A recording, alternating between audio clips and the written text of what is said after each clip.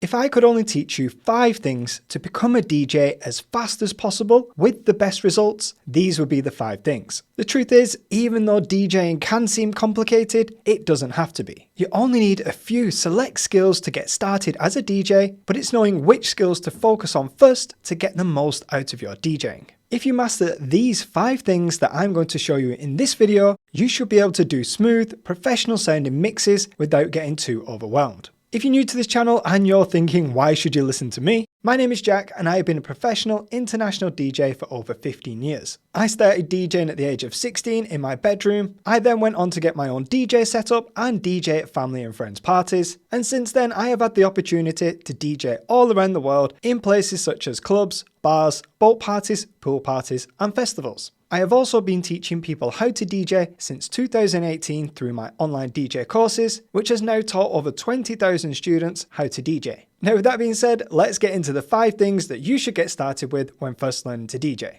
Now the first thing you need to do is get tracks specifically made for DJing. This is one of the most common mistakes that I see beginner DJs make, is that they don't use tracks specifically made for DJing. This will make learning how to DJ and just DJing in general a lot harder than it should be. There are 2 different types of tracks. There are tracks that are made specifically for DJing that you can get from DJ specific platforms, and there are also tracks designed just to be listened to on places such as Spotify and on the radio. Now tracks that are made specifically for DJing will generally have intro beats at the start and outro beats at the end that consist mainly just of drums so that you can mix them over the top of other tracks. So let me give you an example. I'm connected to Beatport Streaming. So Beatport is a DJ specific website that you can get DJ specific tracks from. So I'm just going to click into this here. And for the example of this video, I'm just going to go into genres, scroll down to house music, and then just use the top 100 tracks and whichever at the top 100 tracks here. Now I'm doing this so I can give you real examples of real life tracks instead of manipulating this video with tracks that I've designed myself and I have made to mix easily in between one track to the other.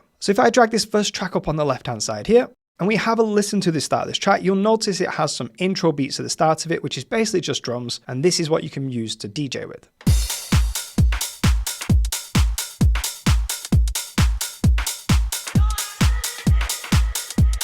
So you can hear there it's got some intro beats at the start of it. It's like a stripped back version of the track. There's no bass lines, instruments or vocals really. And we can use this to mix with. Then as we get into the track, more elements start to get added, like some bass line, some vocals, and then it'll work towards the first break, and then we're fully into that track, which will then build up into a drop section. And also, if you have a listen to the end of the track, you'll hear the same happens but in the opposite way around. Elements of the track will start to be removed until it's just drums left. Have a listen.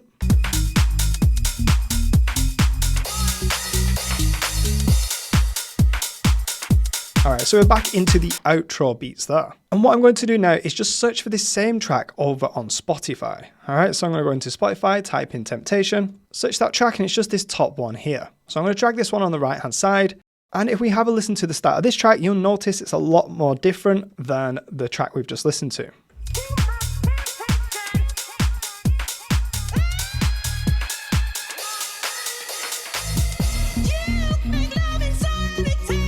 Alright, so it starts straight away with some bass lines and a little bit of vocal, and then goes straight into the main part of the track. This can make learning how to DJ a lot harder than it should be, and just DJing in general if you're not using DJ specific tracks. This is one common problem that I'm finding now with DJs being able to connect directly to Spotify through their DJ software, is they get some DJ equipment and then they just connect their Spotify and then think they can just DJ with them tracks going forward. There will obviously be some extended versions and longer remixes of tracks on Spotify, but mainly most of the tracks on there are not designed to be DJed with. You can try this out with other tracks as well. Let's go back into Beatport. Let's get the second track down called Love Songs. Let's drag this up. And then we'll go into Spotify, type in Love Songs, and just drag that same track over on the right hand side from Spotify. Let's listen to the track on the left from Beatport. We can hear it just has some intro beats at the start.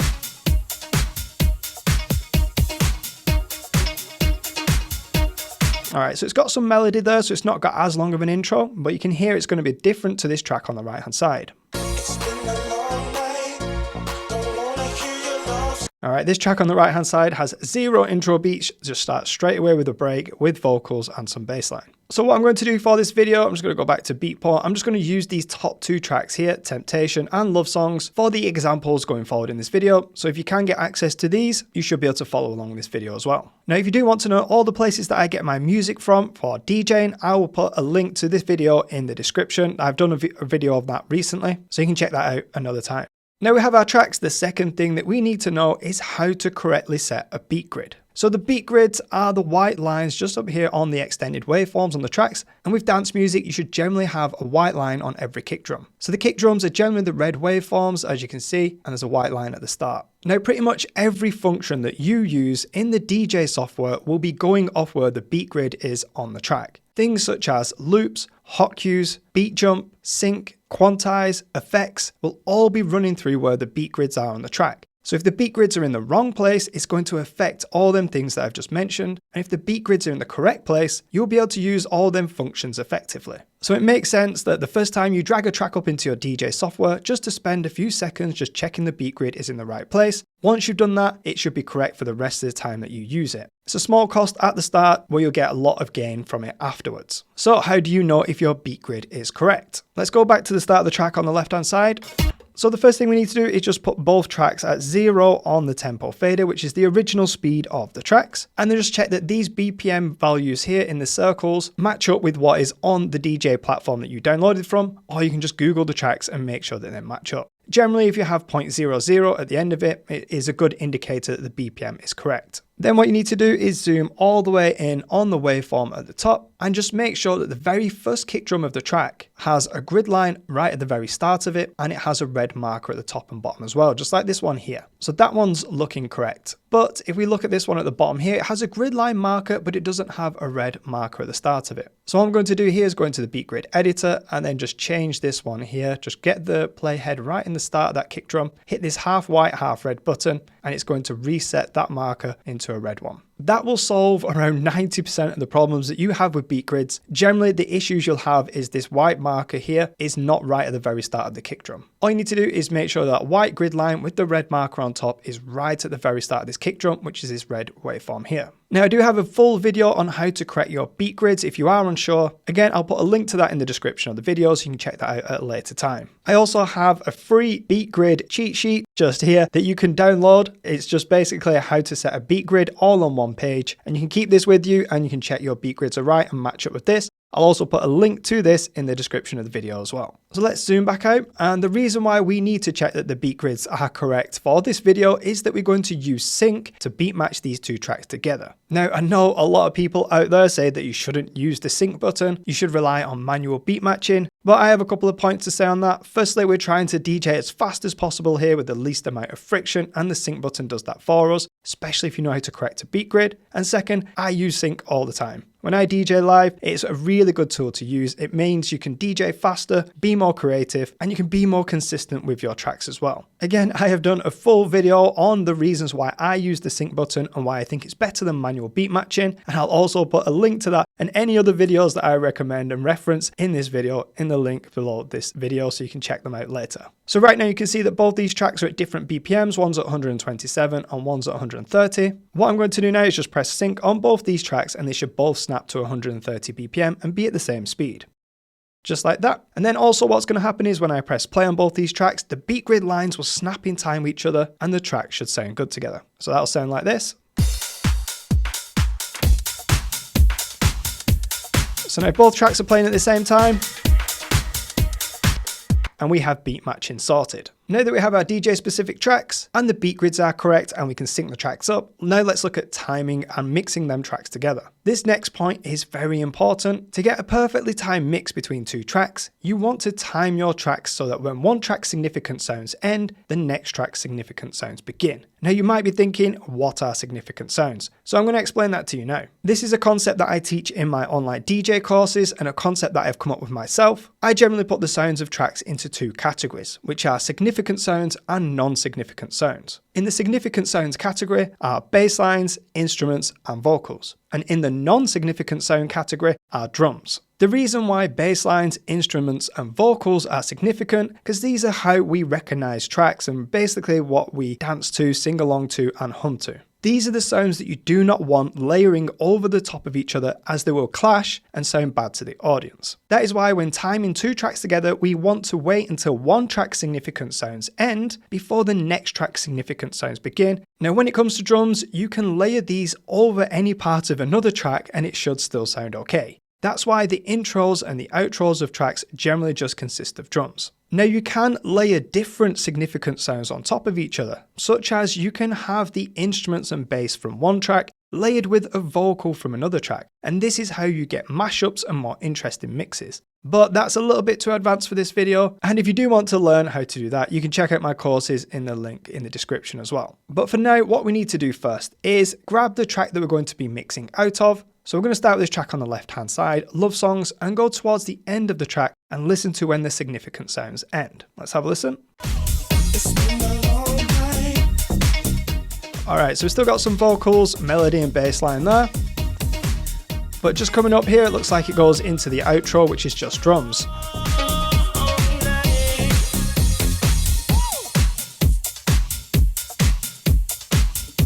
Alright, there you can just hear that all the significant sounds end and it just goes into the drums. Let's wind this back, and what I'm going to do here is just set a hot cue. I'm going to use the last hot cue in the hot cue bank, and I'm going to colour this hot cue blue. I just like colouring my exit points blue, that's just a preference of mine. Sorted. Now what we're going to do on the track we're mixing in next is find where the significant sounds begin. So right at the start of the track is just drums. Let's flick it forward slightly, still just drums. But as it comes in here, I think there's some bass line and vocals.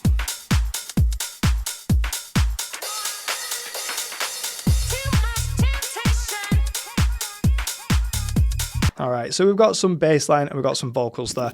That for me is where I would say the significant sounds come in. We're going to set a hot cue here. I'm going to set hot cue B, the second one in the hot cue bank, and I'm going to leave this one green. So basically, to get a perfectly timed mix, we want both these tracks to pass over the playhead at this point at the same time. So let me wind that back. So this is how we want to time the two tracks. Hopefully, as you can see here, clearly in the waveforms, when one track's significant sounds end, we can see this waveform is a lot fuller here on the top. It then goes into just the drums, a bit sparser on the waveform, and it switches over into the significant sounds on the track below. Now that's great, but how do we make sure that these 2 points line up when we're DJing live? So one thing I like to do is set what I call timing hot cues. So for me, these are the significant hot cues, all right, because they reference where the significant sounds begin and end. So I'm going to call these two the significant hot cues. So what I'm going to do is just put the playhead on hot cue H first, and then I'm going to go to beat jump. So you can do this on your DJ controller or in the DJ software. And I'm going to beat jump back 32 beats. So we can see 32 here. So I'm going to beat jump back 32, go back to hot cues and just set a hot cue just here, color it blue as well. Now the reason why I use 32 beats is because if you generally listen to a track, you can hear changes in the track on 32 beat intervals. It's what I call the building blocks of tracks, or you can also call them phrases. So generally a phrase in a track is 32 beats long. You can have shorter and longer phrases, but in general, most of the time it will be on a 32 beat basis. 32 beats also gives you enough time to do your transition before your significant hot cue, and it will fit with most tracks. This is all part of the one phrase system that I teach in my online DJ courses, which helps you to mix any track into any track at any time by using this system. Alright, so now we have our exit points on this track on the left. What I'm going to do now is just put the hot cue back at hot cue B and do exactly the same. Let's go to beat jump back 32 beats, go back to hot cue and just set a hot cue at the start of this track. So now to get a perfectly timed mix, I just need to make sure that these two timing hot cues at the start match up and we start the track here, and they should switch over at the same time. That should sound like this.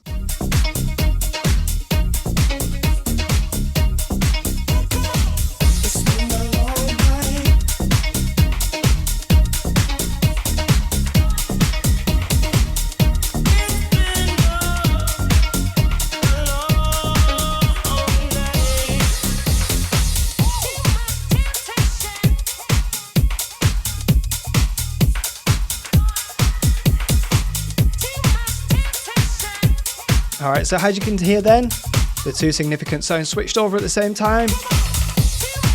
And that was a clean sounding mix with no clashes of significant sounds. And generally what you can see here now is this track ends whilst this track goes into the break.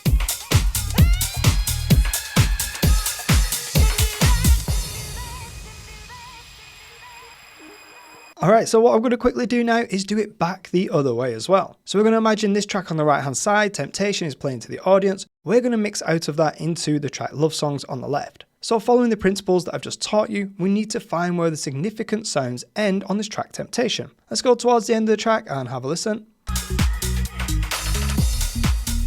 Alright, we still got some bass line there, like an organ bass. But coming up now, we can see that it goes into the outro into just drums.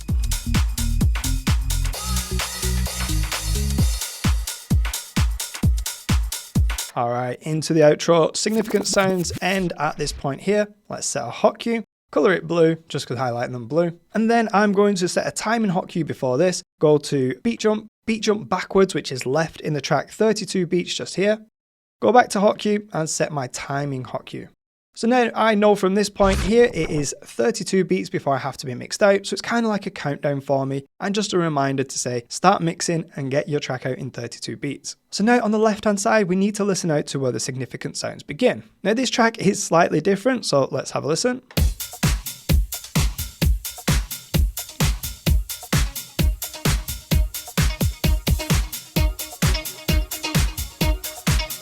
Alright, so they do start to trickle in quite early, but what I'm going to do is set a hot cue just here, 16 beats into the track. This is where I think they come in fully and then the most recognisable, and it's keeping to that structure of 32 beats, 16 beats, 8 and 4 beats that tracks are generally made. So I'm going to set a hot cue just here. Now like I said, that's only 16 beats from the start of the track, so we can't go before that and set a hot cue 32 beats before because it doesn't exist. So this is where you can use different techniques to get your timing right. But the main thing that we need to do, let's go to hot cue H here, is just make sure that these 2 points line up.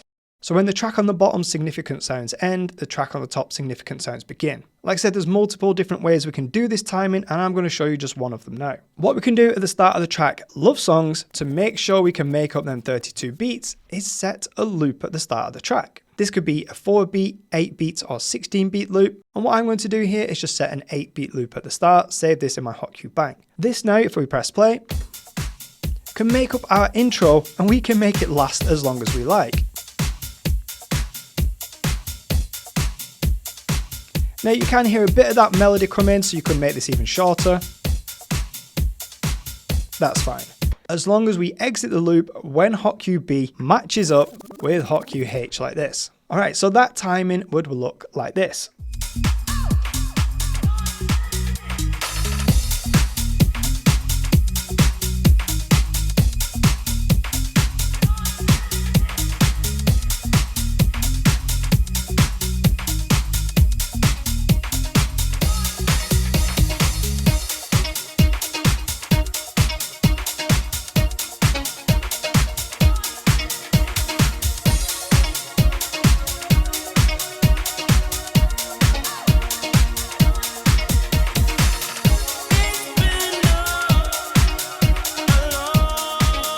Alright, so hopefully you can agree there, that was a nice clean mix where no significant sounds clashed and it went nicely from one track to the other. So that is how we get our timing, but we don't just simply want to press play on one track and let it come in at full volume and the other track end from full volume as well. We want to do some kind of mixing between the 2 tracks to make it sound smoother. Now, only using minimal things, we only need 2 things to be able to mix a track effectively. Which brings me on to point number 4. When mixing, we want to bring the channel faders in and out nice and slowly and gradually, and we also want to switch the low frequency equalizer dials over just before the significant hot cues. So when mixing the new track in, we want to start with the channel fader down and the low frequency equalizer dial down as well. Then after we press play, we want to slowly start introducing this new track with the channel faders, taking as long as we can, doing it nice and gradually until we get to the significant hot cues. Then we want to switch over the low frequency equalizer dials. Once we've done that, halfway through the mix, we want to fade out the other track that we're mixing out of nice and slowly and gradually.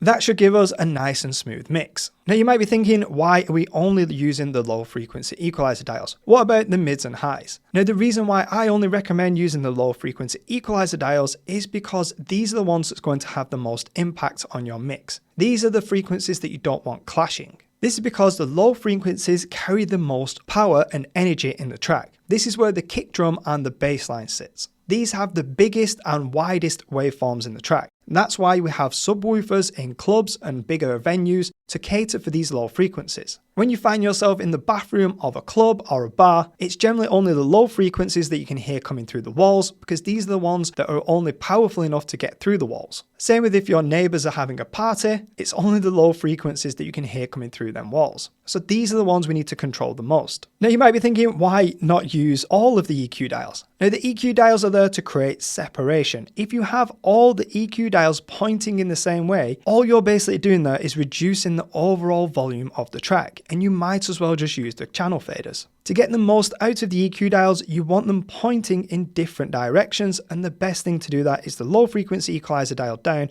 with the mids and highs pointing up. If you have the low EQ dialed down and the mids slightly down and the highs slightly down, well that's just pretty pointless. You might as well have the mids and the highs pointing up and just remove the volume slightly. It has exactly the same impact. Now the reason why I've gone more in detail about the EQ dials is because when I've taught this technique in the past, I have had comments of people asking why I don't use the mids and highs. So I just wanted to explain that a little bit more. Alright, so let's do that mix. Let's start with the track Love Songs playing to the audience. Let's turn the volume dial down and the low EQ dial down on the right hand side, and we're going to start the track from hot cue A when hot cue G on this track lines up. Let's do the mix.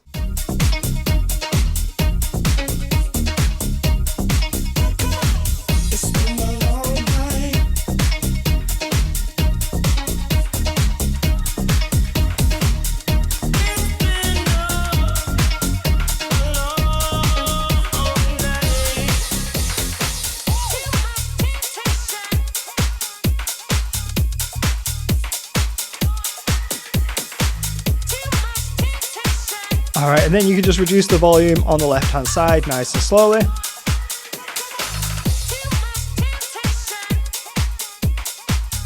Until it gets to the end of the mix.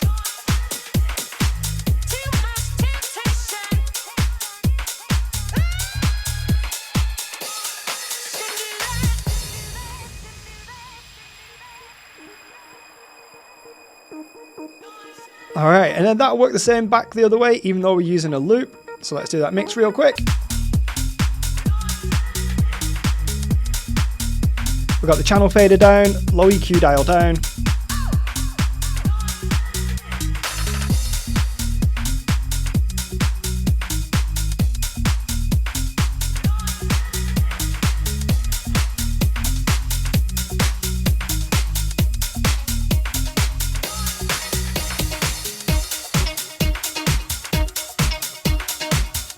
Alright, and then just reduce the track on the right hand side towards the end of the mix. And if you do that with the low EQ dials, you might not be able to hear it now through your laptop speakers. If you've got headphones on, you should be able to hear the difference. But when you're doing that in clubs and they've got big subwoofers or big venues, the subwoofers will thank you for using the low EQ dials. Alright, so now we've got our DJ specific tracks, our beat grids are correct on those tracks, so we can use the sync button and all the other functions effectively. We now know how to time our tracks, making sure that we don't clash our significant sounds, and timing it so that when one track's significant sounds end, the next track's significant sounds begin. And we're also mixing them nice and effectively with the channel faders and the low EQ dials. Now on point number 5, it's not really a technique that you can use on the decks, but it is a very important one and one that has helped me out a lot in my DJ career, and it's to do with track selection. All these techniques that you learn won't really make too much difference if you don't play tracks that people like. And one of the main things that I have learned throughout my DJ career to get the best reactions from the audience is to play tracks that people are familiar with. For some reason, I see DJs always trying to get unique remixes and trying to make unique tracks and play songs and find songs that people haven't heard of. Now the thing with this, it might impress other DJs, but with a general audience who are just out to have a good time, these kind of tracks don't work as well as just playing the original versions of tracks. These are the tracks that they're going to be familiar with, these are what they're going to recognize, and they're going to want to dance to and hear when they're on a night out. And if we're trying to keep with the theme of this video and trying to learn how to DJ as fast as possible and have the biggest impact with the best results, the best way to do this is to get the popular tracks that people are familiar with. They are popular for a reason, and they will work better than unknown songs or remixes or mashups. Trust me, I have seen this happen multiple times. Whenever I've seen two different DJs, one DJ plays remixes, mashups and unknown songs, and I see another DJ playing the original versions of tracks that people are familiar with, the DJ that plays the original versions generally gets a better reaction from the crowd and does better at DJing when DJing to a general public. Now, when I say play the original versions of tracks, I also mean the tracks from DJ-specific websites with intro versions at the start and at the end so you can mix them more effectively, but it is generally the songs that are popular in the radio and on Spotify at the time. Now, with that being said, I have shown you how to mix tracks together that have intro beats at the start and at the end that are specifically for DJs to mix with, but sometimes it's not always the case to be able to find these songs. So if you do want to learn how to mix tracks that have no intro beats at the start, then check out this video here where I show you 3 different ways that you can mix tracks with no intro. I hope this video has been helpful. Thanks for watching, and I hopefully see you again in the future. Bye for now.